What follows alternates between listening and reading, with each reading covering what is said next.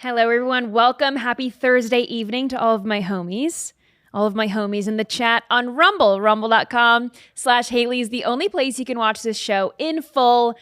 And then we can, interact in the live chat. So if you're watching on X or on Facebook, come on over to the good side. The water's fine. Everyone's very nice. We're building a great community over here. So thank you to everyone who's tuning in tonight. I've got a big show for you. Biden's border crisis is still wreaking havoc on American citizens as more innocent lives have been taken by an illegal alien. It's the worst kind.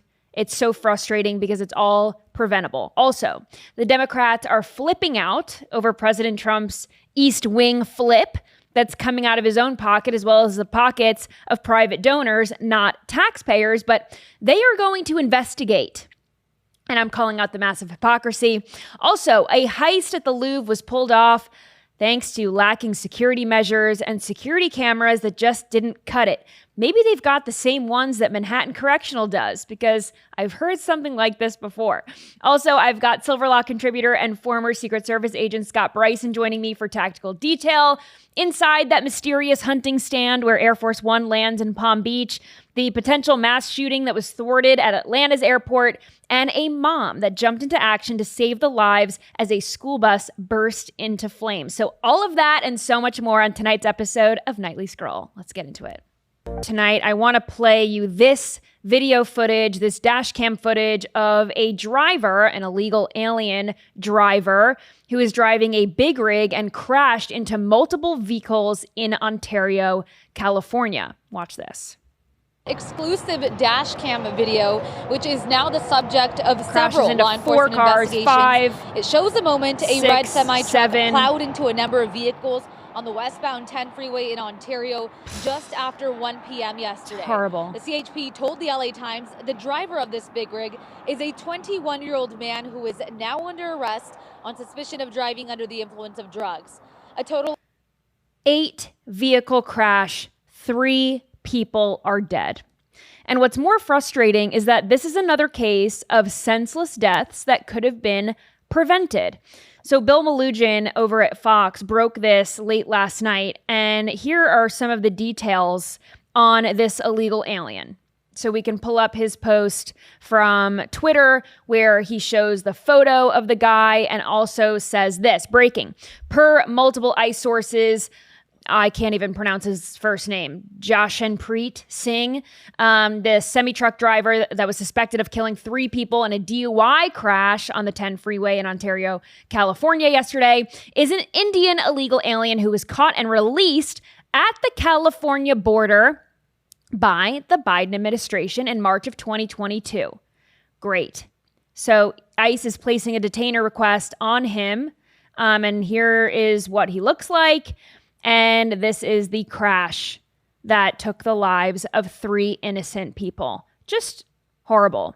And you can thank President Joe Biden's open border for this. You can also thank California Governor Gavin Newsom, who came in with the assist, handing a CDL to an illegal alien.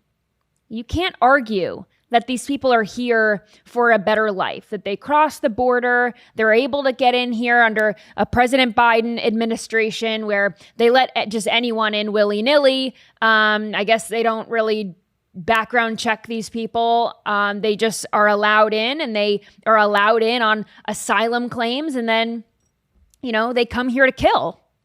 Because these people don't speak English, they can't read road signs, and they're a danger to society. And this man specifically chose to drive under the influence of drugs. So he takes out 8 cars and kills innocent people. These illegals can take their asylum claims and shove it up their asses, because their asylum, shouldn't be a death sentence for innocent Americans. There won't be an asylum to escape to if these people turn the United States of America into wherever they're fleeing. And I don't know what the road rules are in India. I'm not familiar. Maybe it's totally cool to get high and mow into 8 people, but we don't do that here. But I can speak for normal people when I say, if you don't have plans to assimilate when you get here, just don't. And if this crash reminds you of a similar crash that took place in Florida? Well, it's because it is very similar. We'll play this video here. This took place just a few months ago when another Indian national took the lives of, again, 3 innocent Americans after making an illegal U-turn. And yes, he was given a commercial driver's license from Gavin Newsom, and he drove all the way to Florida to wreak havoc over there. And it's not just Gavin Newsom, it's Kathy Hochul in New York, issuing driver's license to people who have no names on them to undocumented people. So make no mistake, the Democrat Party now stands for violence and lawlessness and stupidity. And these are the same bozos that are holding up the government and payments to our military to give these lawless people health care. They hate us. Now, the liberals are also crashing out over President Trump's renovation of the White House and the East Wing, which is projected to cost $250 million. I think when it was first announced, it was around 90. So they've upped the ante a little bit. That can happen. But the project is being funded by completely private donors instead of taxpayer dollars. This is all according to the White House. And it's supposed to be a new ballroom that is going to be an extension of the East Room on the East Wing. And it's expected to be able to hold up to 650 people, although President Trump has teased that it may hold more than that, almost 1,000 people. So this ballroom is an improvement. It's going to improve the White House's ability to host. And this doesn't just benefit Trump, by the way. It's going to benefit all of the presidents that come after him because as it stands now, they normally have to put up tents or other temporary structures when they host large events and large amounts of people because they don't fit in the White House as it stands. So this seems reasonable to me. But liberals have a huge problem with this. They've insinuated that anyone, thinking of leaving the White House would never renovate it, which is crazy because a lot of presidents renovate. But they're fueling these conspiracies that President Trump is just going to be a dictator and he's never going to leave office. But they think that this is some kind of a pay-to-play scheme. So here is Hakeem Jeffries claiming that he is going to investigate this. Listen. Any executive authority. And more likely, this is part of what Donald Trump has been doing since day one of his presidency, running the largest pay-to-play scheme in the history of the country, and probably soliciting donations from people who've got business before the United States government. And all of this is going to have to be investigated. It will. All of this will have to be uncovered. It will. And these people are going to be held accountable.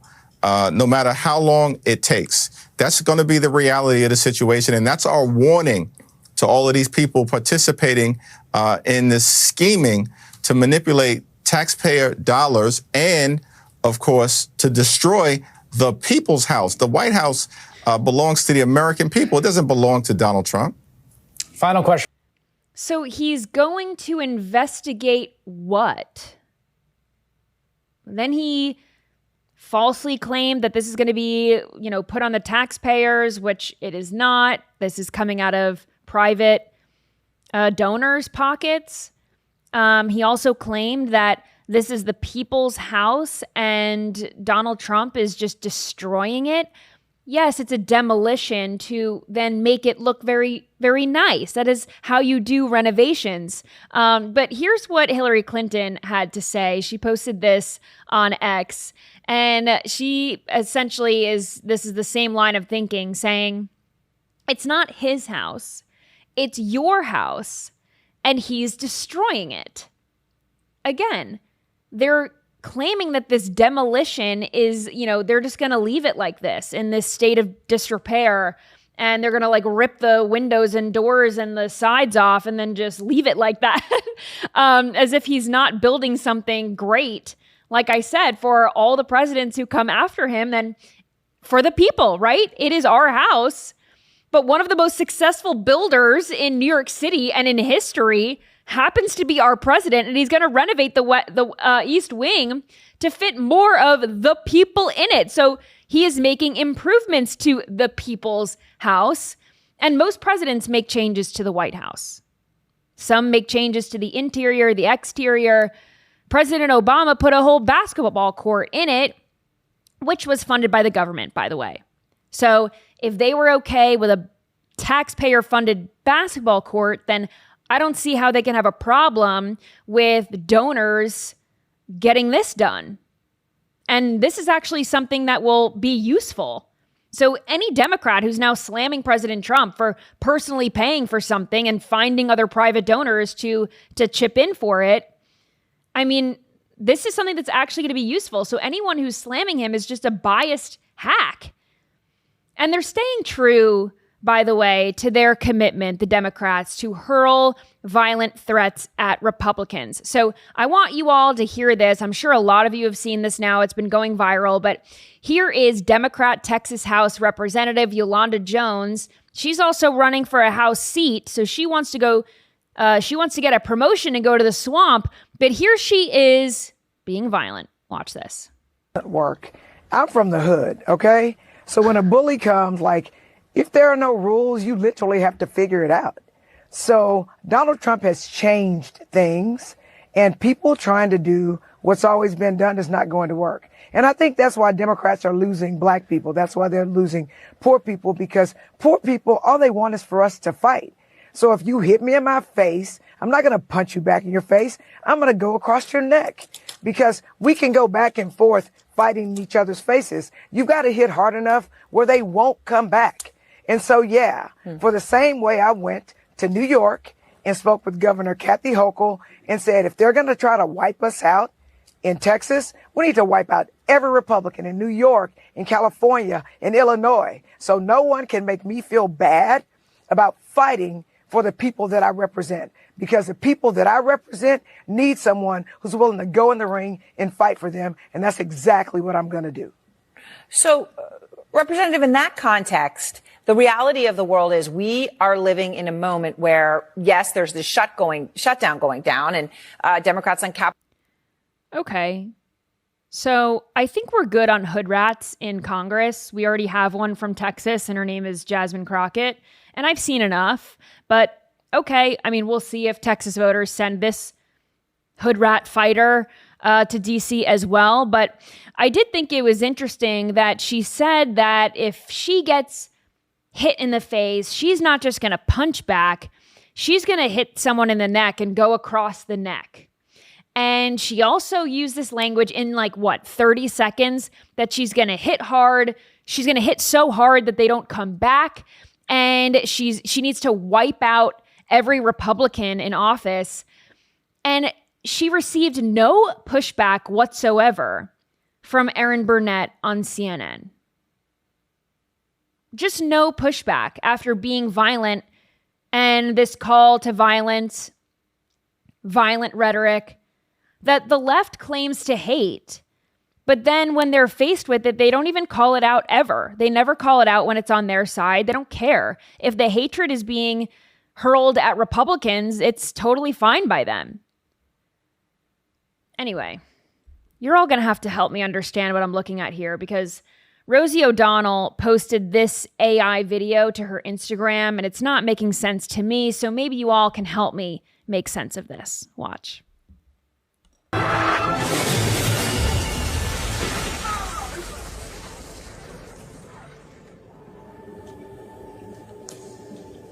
Now the White House is burning.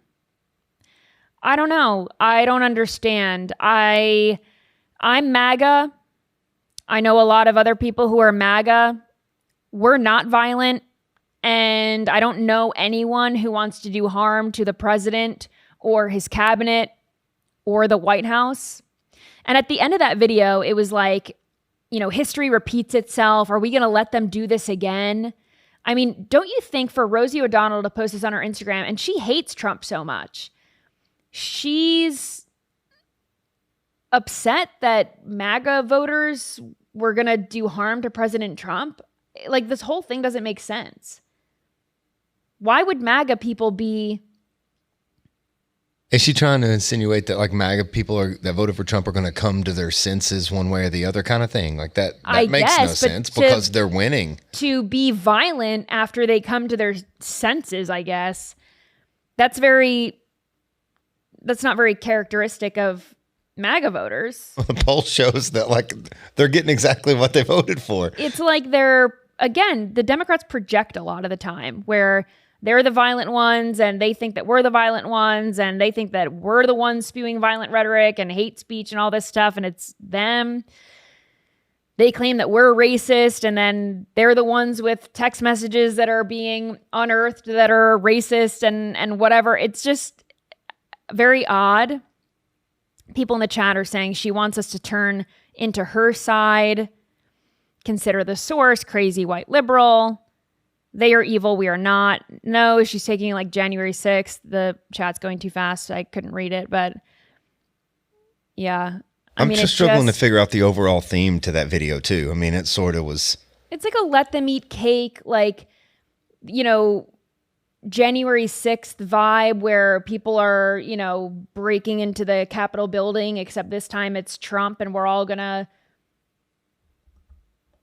light the White House on fire because I don't know. And it's the right that's doing it. It's like all MAGA that's turning against MAGA. Odd. It's just so odd. I don't know. I don't get it.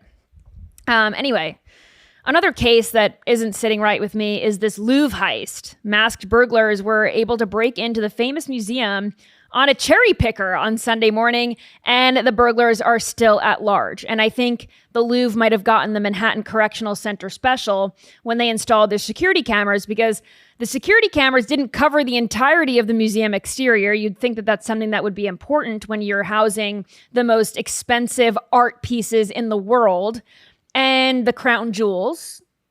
And one camera where the thieves broke in was turned the other way. How convenient. Where have we heard this before? Where have we heard this before? I'll let people in the chat. See if anybody guesses in the chat. I'll let you all guess where we've seen this before, where the security cameras were just conveniently not working. There's a lapse in the CCTV footage. Yes, Epstein. Well, anyway, people in the chat are saying that it's definitely an inside job, that this is Epstein. Yes, that was the how I in was making. The famous museum in the world, one of them, right? How does that happen? Great question. So there was only one security camera in the area where the thieves parked. And then they mounted this like cherry picker lift next to the window that they broke into. How are there not security guards outside questioning, hey, what are you doing? Do we have routine maintenance? Are you guys window washers? Like, no one's asking any questions. So anyway, the security camera that was supposed to be, facing the right way was facing the wrong way. So the security guards monitoring the screens, they're completely oblivious to this crew of burglars that were able to get up onto this cherry picker and break into the room that had the uninsured French crown jewels in it. And the burglars just took off with their loot worth $102 million. And the craziest part about all of this is that it only took them 7 minutes. So that's some Tom Cruise stuff. Right. I mean, they were very, very professional. This isn't just people that thought, hey, wouldn't it be funny to try to rob, the Louvre. This is calculated. They were exact. They were successful, by the way. So they were able to get up onto the cherry picker, break into the window. They smashed the glass where the crown jewels were. They took 8 pieces of jewelry, got back down off of the cherry picker ladder, and they made off on motorcycles. And the French government, I don't understand how these kinds of crown jewels were not insured, by the way. That's another aspect of this that I'm not really understanding. You just give it over to a museum and I guess they think the security's good enough that they don't have to worry about it getting stolen. Then the woman who is in charge of all of this security, she offered to step down because clearly, this is a massive failure. But she had also been urging them to make changes to the security for a while. So anyway, they rejected her offer to step down. But yeah, I mean, these people they were in and out, stole tiaras, they stole necklaces and other pieces of jewelry. It just took them 7 minutes. And here's another interesting detail to all of this.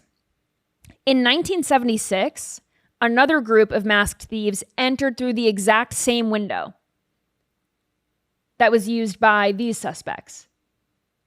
Decades later. No lesson learned. Same window. No lesson learned. I mean, they had a security camera facing the wrong way. And back in the 70s, those suspects stole 19th century jewelry. I'm sorry, it was a 19th century jeweled sword that belonged to King Charles. So it's an inside job. Inside job. So yes, to your point about it being an inside job, and a lot of people in the chat have also been saying the same thing. This is someone who knew the ins and outs of the exhibits. They knew exactly what they were looking for. They knew how to get it. They knew which glass cases to bash. They were in and out. It is crazy to me that you're able to set up a cherry picker and no one asks you any questions. I feel like if I set a cherry picker outside, I'd have 18 cars asking me what I was doing. I mean, what? You can't just do that, but I guess you can.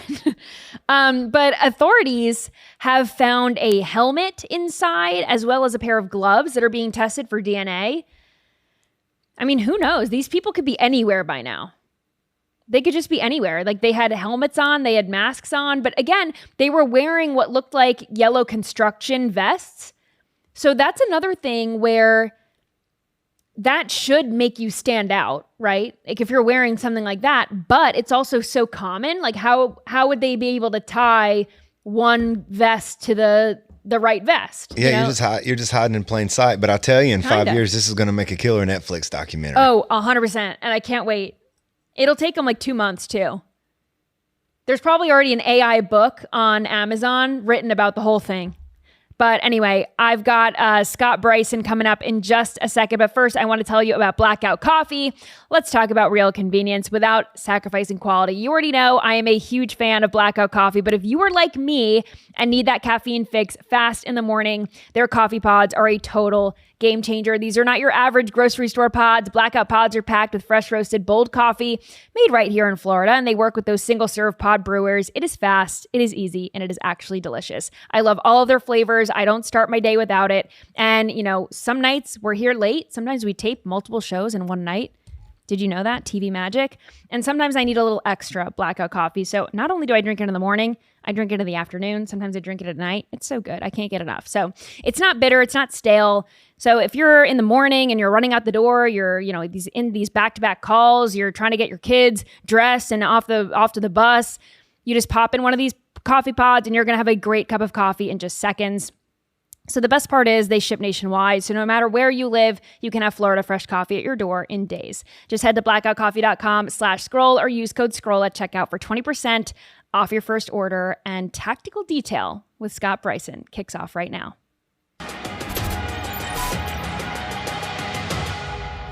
Scott, thanks so much for joining me.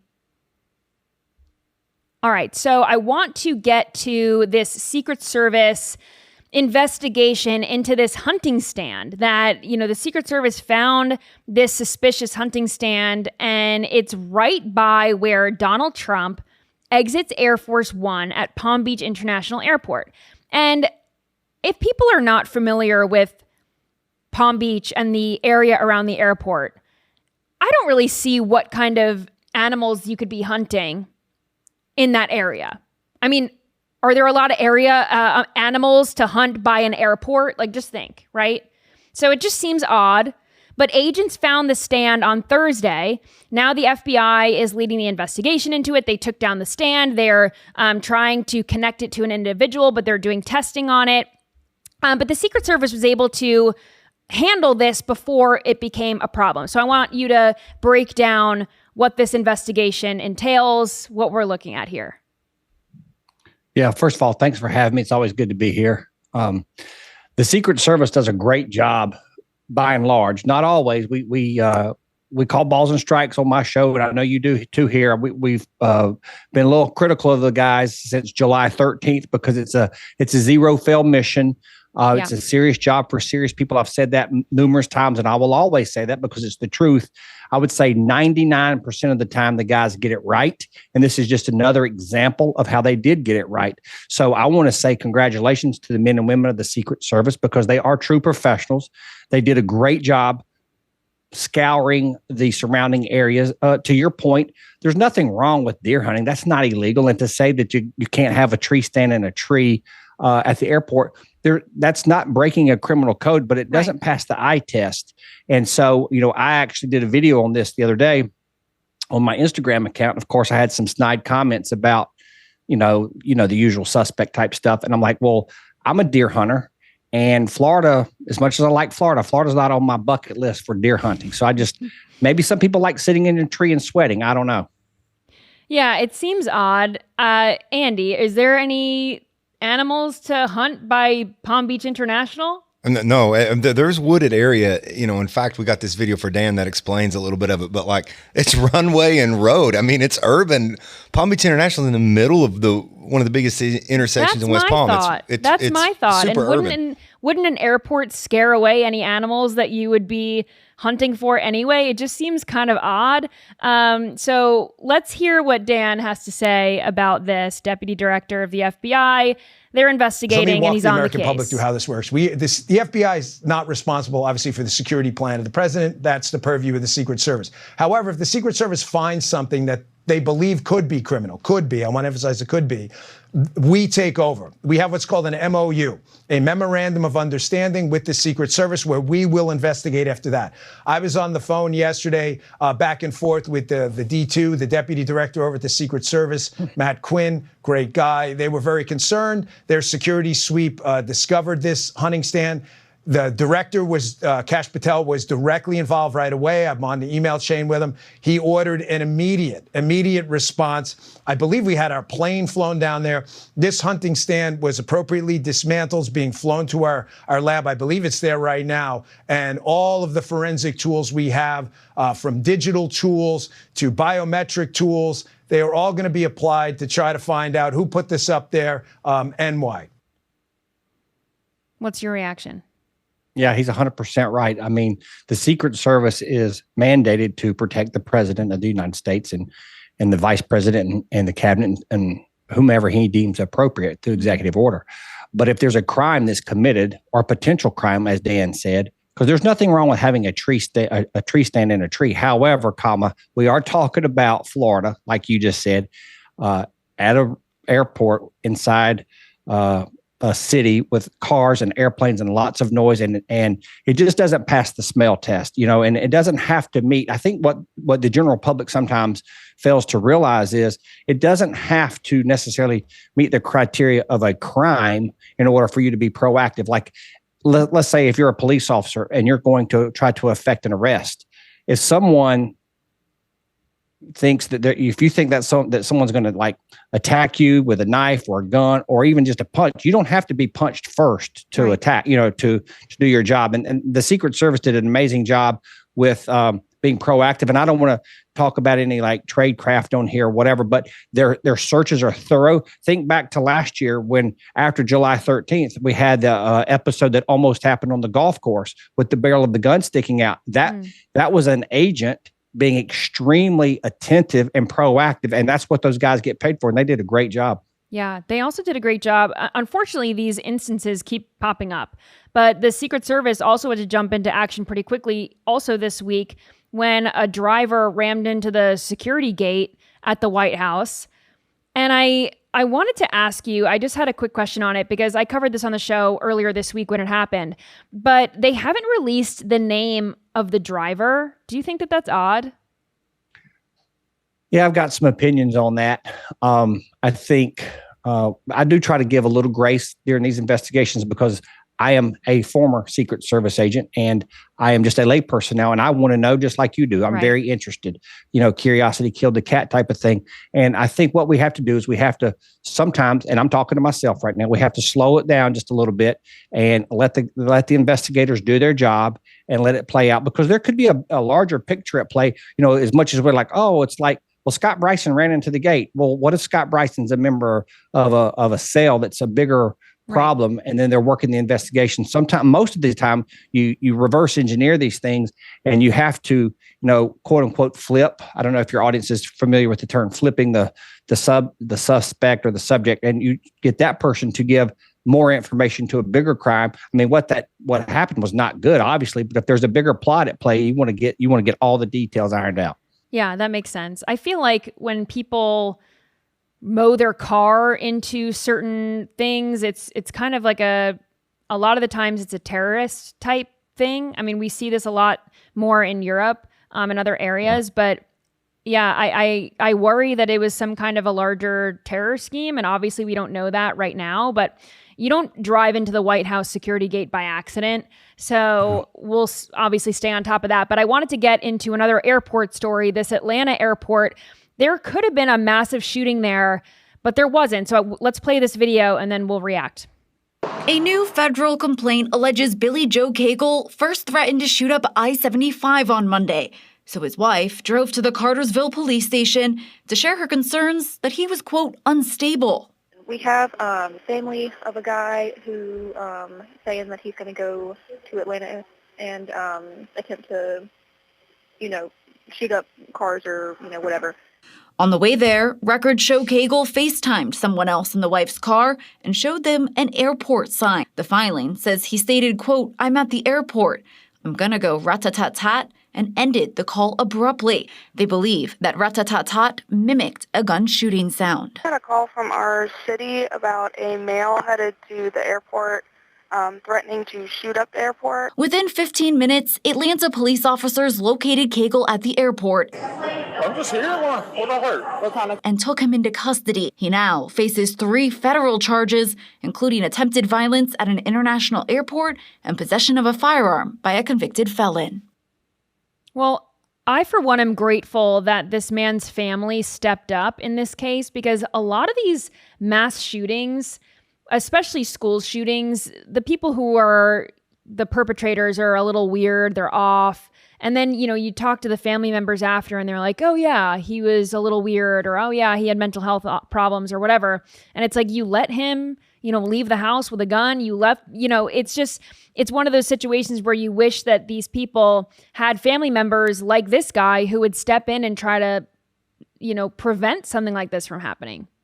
Yeah, no, that's a really good job. I mean, I know it's a tough thing to do to call in on your spouse or a family member, but kudos to that lady for doing what she knew was the right thing. I mean, we talk about this in politics all the time, right versus left. I mean, it doesn't matter what your political affiliation is, your skin color, your sex, your relation. If there's something bad, if there's criminal intent at foot, you have to act right now. And I don't know what was this whole case has got me just baffled. The fact that the guy was going to go do something. Thank God he didn't do it. I mean, I don't want the audience to get me wrong. I'm so glad he didn't do it. But why in the world would you get on FaceTime and say all these things and then drive that big truck and then have a gun but not use it? I mean, thank the good Lord he didn't do that. But I think it was a very good I think they captured the guy within like 15 minutes because they had put it out a bolo and they had his picture, which was really good. The communication was good. We know that communication is the key. It's either going to save the day or it's going to be your breaking point. I think that the communication between the interagency communication was good. And again, my heart goes out to these family members, but thank God she did do the right thing. And then we're not going to a bunch of funerals right now. So good for her. Yeah, it could have been really, really devastating. So I'm grateful as well. I want to go into this next video. There was a store clerk who was stabbed. Thankfully, she was okay. She was able to call 911 for herself to get help. Watch this. Guy just whacks her. What's your take on this? No, she did a great job. It just really upsets me. I know we talked about this a little bit today. I wish these jokers would do something like that when when a real man's around. Of course, there was no one around. I mean, this is because they're cowards, and let's say what it is. They're beta cowards, and it's evil that's manifested itself in human form, and it just pisses me right off. I feel so bad for this young lady, but she did an amazing job. She stayed calm. She was lucid. She knew to, I mean, a lot of times people don't even know how to dial 911. They're so out of it. They know what 911 is, but they can't even, your fine motor skills go away. So she did a really good job. I felt really bad for her too, because she was, you couldn't really hear the audio in the CCTV portion, but she opened the drawer. At one point she had opened the cash drawer to like, dude, take it. It's like, I don't know what kind of store that was, but like, there's nothing in that store worth, fighting over. So she did a really good job. She was like, hey, here's the money, take the money. It looked like he was trying to get her to get into the safe. I mean, if you're going to rob somebody and you're a pretty low human being anyway, but then for him just to sucker punch her like that, I mean, that tells you everything you need to know about this guy. And I'm not for big government, and I'm not for digital ID and big tech and all that stuff, but these things do come in handy sometimes, and the CCTV was able to pinpoint this guy and get him captured. So thank God for technology when we need it, right? Yeah. It can be a good thing. And, I would just say to anybody out there that works in a store like this, maybe, it's not a bank or it's not a place with a lot of money. I still think that your employers should put in like panic alarms. If this poor girl could have maybe hit a panic alarm, and at least the cops could have been, she was still going to suffer what she suffered, but maybe they would have gotten there in time to apprehend him. So I would encourage employers, all kinds of small businesses, to maybe put in a panic alarm or something like that goes directly to the police department. They have CCTV and all this other good stuff, and that's good. But we need to help these people right now, because the cops are coming, but they can only come when they know to come. And she had to, wait and call 911 after all this stuff went down. It would have been nice for her to be able to hit a panic button, in the lobby. And one last thing I would say to anybody working in a similar situation like this, there was a pretty big counter right there. And again, I'm not blaming her at all. I'm not trying to victim shame her. I feel so bad for her. When he was coming around the counter, maybe pre-stage, and you're not going to have a lot of choices in there, right? Because it happens very quickly, but maybe pre-stage a chair, like a chair on a roller, like a really nice desk chair that rolls, and then roll that sucker. At least give him some type of obstacle that it's not going to stop him, but it's going to slow him down. And while you're pushing something at him, a chair, or throw a stapler at him. I know this sounds really rudimentary, but like throw something at him and then hop over the counter and run for the door. Yeah. Now, obviously, it's easier said than done from the cheap seats, and I'm by no means trying to say she did anything wrong, but I'm just trying to give your audience some things to think about. Like, I used to work in the schools as a school resource officer, and I would tell the front office ladies to put a can of soup. I think we talked about that on this show one time. A can of green beans or a can of soup or something in the drawer like that, so you could throw at him. Yeah. You're in an office like that, you can pick up something and throw at him. I know that's not going to necessarily save the day, but you're just trying to buy time to get out and get away. Someone in the chat said, don't have employees be working alone, which I think also could have helped this one woman. If she was with someone else, someone else could have called while she was emptying the cashier or whatnot. Yep. Also, like you said, different things that can help deter the person. My question is, if let's say, because this guy, it seemed like he had a knife. Mm-hmm. Let's say he had a gun. Would your advice be the same, to throw something at him and then try to jump over the cashier and run out? I almost feel like, you're a moving target. It's better off to run than to, be stuck in a corner, but I would fear like, oh, well, he's just going to shoot me in the back when I try to run away. Yeah. No, that's a good question. It's a tough one to answer, because there's just not a good cookie cutter answer. It's like everybody has that. I don't know when her spidey senses went off. It looks to me like she was alerted pretty quickly. I think the best thing to do in those situations, it's hard for guys like me to say, okay, hey, here's my wallet, here's my, comply and put my hands up. But if you've ever been on the business end of someone's pistol, it's a whole lot different, right? And chances are you're going to comply and you're going to show your hands and you're going to be as passive and as humble as you can be. Now, for a guy like me, or especially like a guy like Victor Marks, who can take guns away from people very easily, you're going to maybe strategize a little differently. But I think, to your point, the best thing is to just comply, start talking. You've got to use that verbal judo that we talked about last week. You've got to try to de-escalate the situation. This person's already ramped up. They could be on drugs. God only knows what's going on in their life.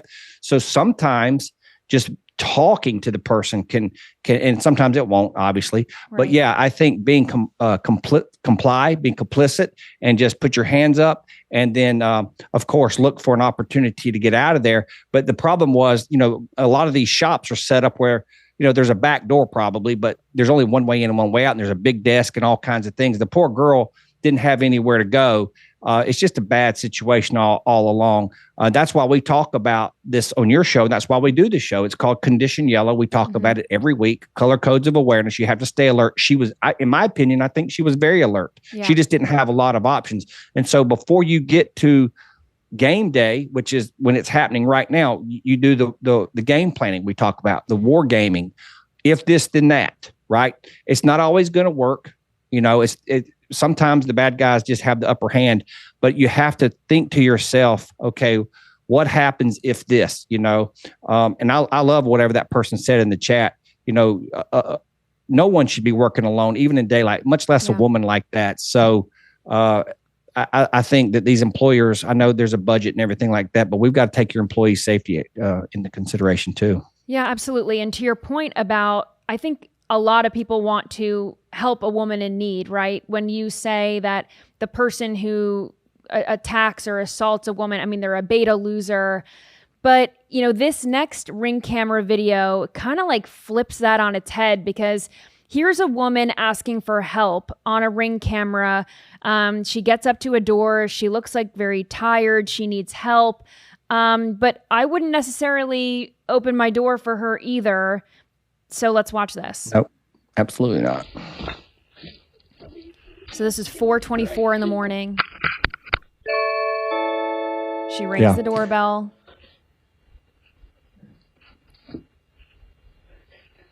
I mean, what are you doing out at 4:30 in the morning? It's nothing good. And I don't know what's going on behind that tree back there. Unfortunately, she's a young woman. For your audience that's listening and can't see it, it's a young woman. It appears to be a young woman on the doorstep, but nothing good's going on at 4:30 in the morning. My question for her would be, there's no chance she doesn't have a cell phone. Now, could her cell phone battery have died? Yeah, perhaps. But, I know people, maybe in my family, maybe not in my family, that leave the house without a house key, which blows my mind, but they will not leave the house without a cell phone. So if she's in dire need, she would have already called 911. It's really sad because, human nature is to want to help your fellow citizen, especially a woman like that. But at 4:30 in the morning, weird that you play that video, because my dog started barking at 4:30 this morning, and he never barks. Yeah. He was barking at deer, which was fine. But I went to check the things out, and I turned on the outside lights, and I went to the door with a gun. Well, not everybody's going to have a gun, which is a problem. But even if it's a woman standing there, I mean, I would even me with a gun, I'm not opening the door. I'm sorry. I want to help. But at that point, I'm going to call 911 for her. I'm not going to get into he said, she said, and What do you do? Like, at this point, we have something going on. That's not normal behavior for some random person to walk up on your porch at 4:30 in the morning asking for directions or whatever she was asking for. It's like, call 911. I really want to drive that point home to your audience. It's okay to call the cops. That's what they're here for. They want to come. You wouldn't believe some of the crazy nonsense that, people get called 911 for. So you're not bothering anybody. Do not be afraid to call for the cavalry.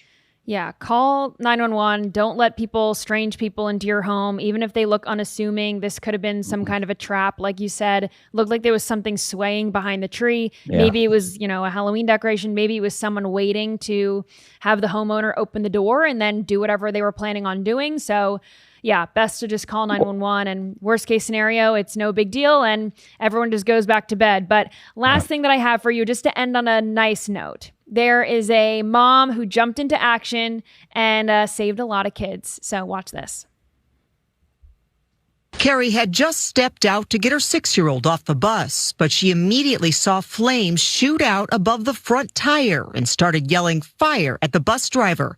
She then went into mom mode. I think I was just so worried to get these kids off the bus, get the bus driver off, get everybody to safety. And then I think once we moved everybody down is when my heart was more pounding. The kids first gathered on her front porch. Some were shaking, others crying. They moved down the street and away from the burning bus. Then huge explosions, the tires blowing up. First the front right, then the left. After the fire was put out, the kids were all safe at home. And a couple of days passed, Carrie started really processing what had happened and realized how the outcome could have been much worse. About a week later, they all gathered to give the bus driver a thankful basket, and they surprised Carrie with one too. A lot of emotions just, keep coming up the more you kind of talk about it and, realize how amazing this community is. A terrifying ordeal with a good outcome, thanks to parents, neighbors, and friends. So, obviously, this woman is paying attention, right? You have to be always looking because a lot of parents who are just they got a lot of things on their mind. Maybe they're, picking up their kid. They've got a long day at work or whatever. They come and get their kid off the bus. They just turn right back around. They don't even think twice. Thankfully, this mom did, because what if she didn't? I mean, this could have been devastating with all the kids and the bus driver still on the bus. No, I'm so glad that you shared that video with me and with your audience. That, we talk about condition yellow. We just talked about it 3 seconds ago. Condition yellow doesn't necessarily mean, something bad is happening. Like, I have to fight off a guy with a knife. No, it's just a low level of alertness. This lady was paying attention to her surroundings. It's called attention to detail or situational awareness. She went out. It's a normal day. Here comes my kid.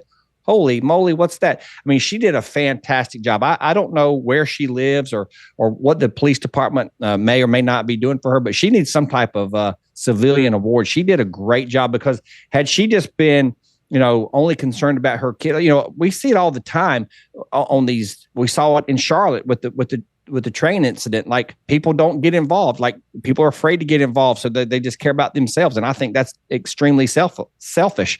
She did an amazing job, and I love stories like that. Thanks for sharing that. That was great. I wanted to end our segment on a happy note. So Scott Bryson, host of Beyond the Service podcast. I always love our talks and our segments. So thanks so much for being here. Thanks for having me. Tactical Detail every Thursday night right here on Nightly Scroll. I love talking to him about all these things. It makes you think about all of your surroundings and your situations. I'm much more alert now. My head's on a swivel, so I'm grateful for it. Let's get into some scrolling time. Really a tinfoil hat time segment. This is just scrolling time, but we're going to be talking about the moon landing because apparently we are in a space race with China. Yeah, we are. Watch this. I'll be damned if the Chinese beat NASA or beat America back to the moon. That's America's goal. Win this new space race with China. 4 years ago, NASA hired SpaceX to build a moonlander version of its Starship mega rocket for the job. Transportation Secretary Sean Duffy is NASA's acting administrator. This summer, he told us if his concerns grew about SpaceX meeting NASA's schedule, he'd go public with them. Elon Musk fired back on X, writing, "SpaceX is moving like lightning compared to the rest of the space industry." Starship's development has been challenged by a series of in-flight failures and explosions, and SpaceX has yet to prove Starship can refuel in space, part of a complex architecture involving multiple launches. This is an architecture that no NASA administrator that I'm aware of would have selected had they had the choice. On Monday, NASA told SpaceX and Blue Origin it wants plans for faster approaches by next week. Blue Origin already has a contract to build a lander for a later Artemis mission. Aerospace giant Lockheed Martin is also working up a proposal. Meanwhile, China this summer said its lunar lander aced a critical test, putting the Chinese one small step closer to a moon landing. Okay. So if this is a new space race, why would we be concerned about beating China back if they've never made it. And if we've won the race already, we won the race in the 60s. Allegedly. Why? I mean, we can just point and laugh at anyone else who goes to the moon second, allegedly, because we've already beaten them by decades. Well, the allegedly. the interesting thing about all this is that all of our proposed technology was supposed to be lost to get there. So it's a race to gain that technology back. It's a race to be the first to get that technology again. Right. So we're going to beat them for the first time. For the first time. Yeah. I don't know why we'd be racing them back. I guess we're racing them back with new technology. But, it's 2025 and we can't replicate the technology from the 60s. It's just like we totally lost it. Yeah, we lost it. Or we were never there in the first place. Okay. This FAFO is immediate. This is what we call instant gratification. Watch this. Here's a guy who's got a Trump flag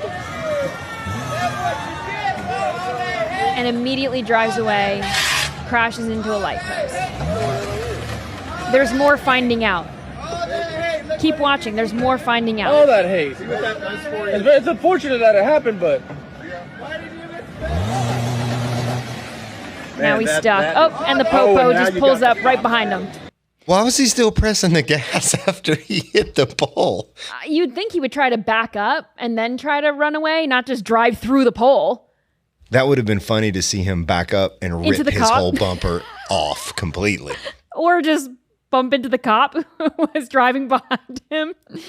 That's what we call immediate instant gratification. I've never seen an FAFO so fast. I mean, there was probably, 10 seconds in between the FA and the FO? I didn't even have time to explain what was going on in the video. The FO happened so fast. Did you see the guy with the flag? He said, "It is unfortunate that it had to happen." It was unfortunate, but fortunately for us, we get to laugh at it. So I like that one. This next person, I say person because I don't really know what's going on. You never really know. But this is a white passing, straight passing protester. Listen to this. How has your day-to-day life changed since President Trump took office earlier this year? Well, I mean, sort of luckily, I am very white passing. I'm actually half Hispanic, and I'm also queer, but I'm in a marriage that is very straight passing. So on the surface, nothing really changes, but the sense of anxiety that you live with, not just for myself, but for my whole community, for all my friends, people I know who are who might have are here on like dreamers visas and things like that, who are on the margins and are in danger of just disappearing. So it's not an external thing as much, but more really a lot of internal strife and having to deal with what do you do when there are armed forces trying to eliminate people who are like you. Are there a lot of people like her who are half Mexican but white passing and queer but in straight passing marriages? I don't really know exactly what that means, but I do know that if you tried to explain that, or if you showed this video to someone in the 80s or 90s, they wouldn't know what the hell you were talking about. Not at all. And they would probably say, she's a white lesbian. Looks like it. Ding, ding, ding, ding. And she's afraid of being disappeared by armed forces. However, she's very lucky that she's white passing and straight passing, although I don't think she passes as straight at all. I don't think she's very straight passing. Well, I mean, I wouldn't think that about her. I mean, more power to her, but I don't understand what the more labels upon labels upon labels. She's got the lesbian haircut. It's a whole new language. She's at the No Kings protest. I mean, she looks pretty queer to me, but again, it's a pat, and we've educated you on what a pat correct is. So now I know. All right. This woman says that Ozempic is a genocide of fat people. They are trying to eliminate the fats. And I that's had somebody comment on my video the other day saying that Ozempic and these weight loss drugs are trying to exterminate fat people. They want to get rid of us. And somebody commented and said, how dare you use the same language about this that is used about what's happening in the Middle East? It's all the same thing. And that isn't to obviously discount what's happening. It's really bad. Lots of stuff is really bad, and it all comes from the same place. It's all white supremacy. It's all heteronormativity and capitalism. It's all the same thing. More buzzwords. Fat phobia is racism. So when they're trying to whittle down every single fat person, they're so excited that they found a drug that makes it so we don't exist anymore. You exist. And again, not to devalue any of these things. I consider them all very important. If tomorrow they released a drug that said, okay, we cured blackness. If you just take this pill, you can be white. And then the problem will be fixed. I think she just said the quiet part out loud. The blackness wasn't the problem. The problem was the system that ever made anyone think they needed to be anything other than what they are. Lots to break down here. But she's claiming that, first of all, she was trying to conflate being fat with the war between Israel and Hamas. Like, being fat is the same as the Israeli-Palestinian conflict somehow.